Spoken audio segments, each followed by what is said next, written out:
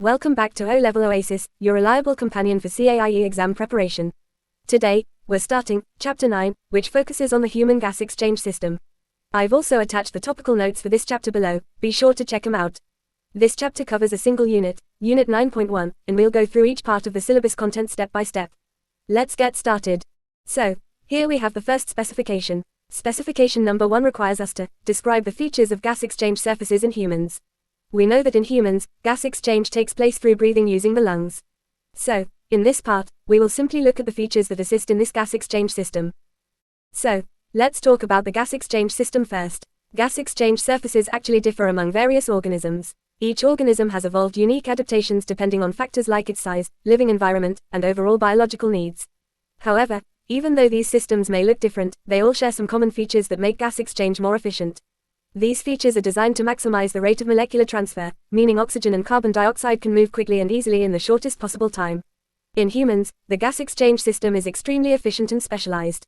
It's built to meet the body's high demand for oxygen while also removing carbon dioxide effectively. Now, this process mainly takes place in the lungs, and more specifically, across tiny air sacs known as alveoli. These alveoli are perfectly structured to carry out gas exchange in the best possible way. Now, let's move on to the features of the human gas exchange surfaces. These features make the process fast, efficient, and continuous. First, we have a large surface area. The lungs contain millions of tiny alveoli, and together they create an enormous surface area for gas exchange.